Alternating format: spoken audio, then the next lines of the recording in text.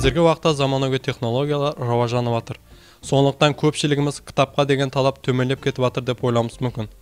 Бірақ та кітап әрдайым инсан рухиятының рауажандыруында өз үлесін қосып жатыр. Қазіргі заманауи технологиялардан үнемді пайдаланған халда кітапты сату һәм оқуға деген талапты асыру мақсатында көплеп жұмыс алып баратылған жастарымыз жоқ емес. Сондай жастарымыздың бірі Бердақ атындағы Қарақалпақ мемлекеттік университеті 4-ші курс студенті Пірниязов Саламаттин менен осы бағдарда сөйлесеміз. Саламаттин, қазірде сіз нелермен шұғылданып отырсыз? Қазіргі күнде онлайн кітап магазинін аштық, сайтымызды істеп тұрды.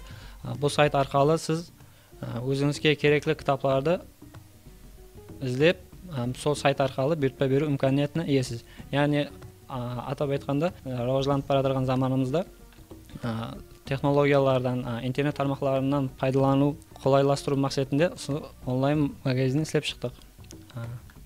Қолайлық тәреплері, енділікте сіз өзіңізге керекті кітапларды магазин кітап дүканларын іздеп жүруіңіз шарт емес. Интернетке кіріп, сол жерден сол кітапты бұйыртпа беріп алу имканиятына иесіз. Дұрыс, қазіргі уақытта сіздің сайтыңыздай сайтлар жүр көп.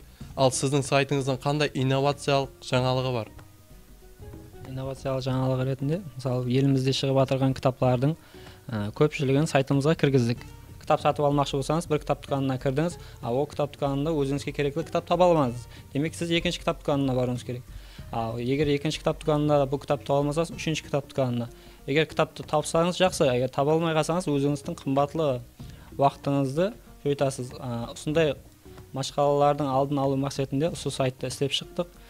Бұл сайттан өзіңізге керекті кітапты көріп, сол кітап хақында аннотациялардан берілген. Мысалы ретінде, Мұратбай Ағынзановтың кітабын алатын болсақ, үстіне бассақ, кітаптың суреті шығады, һәм сол кітап хақында қысқаша мағлұмат бар.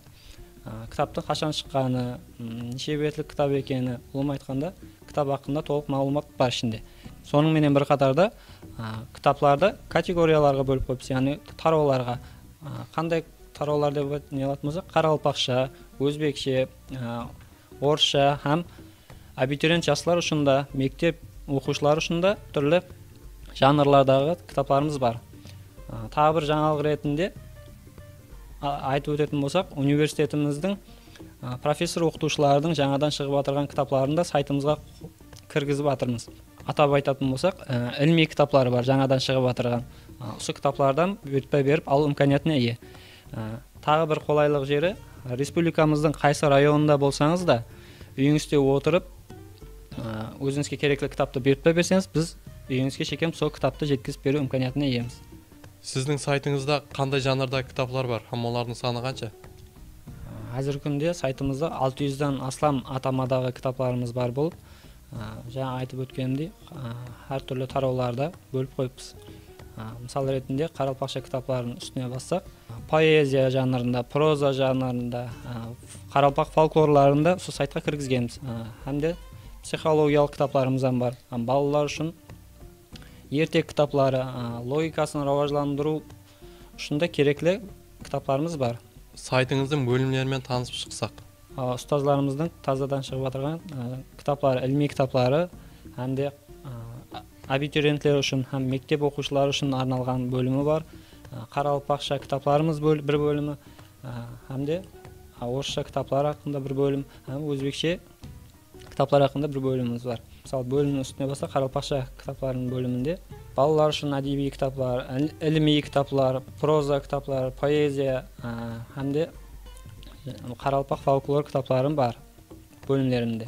Өзімізге керекті бөлімді бассақ, мысалы ретінде прозаны сайласақ, прозаның үстіне бассақ, әртүрлі кітаплардың аты һәм сол кітаптың суретлері тұрыпты. Енді өзімізге керекті кітапты үстіне бассақ, мысалы ретінде Арал бойындағы ауыл. Бізге сол кітап керек. Кітап хақында жаңа айтып өткенде қысқаша мағлұмат бар. Арал бойындағы ауыл. Авторы Алпысбай Сұлтанов, 127 бетлік, 2018 жыл шыққан кітап. Бұл мағлұматлардың тағы да толықтыру мақсатында кітапты қысқаша аннотациясынан кіргізіп қойыппыз сайтымызға. Сол жерден көріп, кітап не хақында екенін көруіңізге болады. Бұйыртпа берсеңіз де болады. Бұндан басқа да және қандай қосымша бөлімдері бар?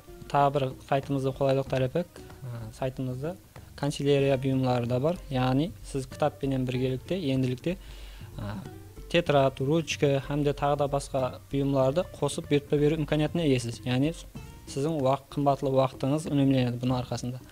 Алдағы режелеріңіз хақында айтып берсеңіз. Алдымыздағы режелерімізді айтып өтетін болсақ, енділікте базамыздағы кітаплар санын еледе көбейту һәм де еліміздегі шығарып жатқан кітаплардың санын көбейтіп, енділікте шет елдің кітапларын да сайтымызға қою ниетіміз бар. Мақсатымыз тұтынушыларға шет ел әдебиетінің жазушыларының кітапларын да сайтымызға қою һәм сол сайт арқылы беріп, сол шет ел әдебиетінің кітапларын да алу имканиятын жаратпақшымыз. Елді рауажландыру мақсатында Android қолданбаларында істеуді мақсат еткенбіз. Бұған программа тарапынан көптен жәрдем беріп отырған достымыз Наурыз Нөкісбаевпен біргелікте енділікте сайтымыздың Android версиясында істеу мақсатымыз бар. Сайтымыздың және бір қолайлық тарапы, енділікте сіз өзіңіз оқыған, өзіңіз беріп алған кітап хақында да өз пікіріңізді қалдыру имканиятына иесіз. Яғни сайтымызда сіз өзіңіз оқыған кітап хақында қысқаша пікіріңізден қалдырып өтсеңіз болады. Рахмет, саламаттен, ниетіңіз жолдасыңыз болсын. Міне жоғарыда айтып өткеніміздей, технология қанша рауажана бермесін, кітапқа деген қызығушылық ешқашан сөнбейді. Кітап инсанды кәмілдікке жеткізуші, һәм де рухи байлығын азықландырушы бірден бір білім қазинесі болып қала береді.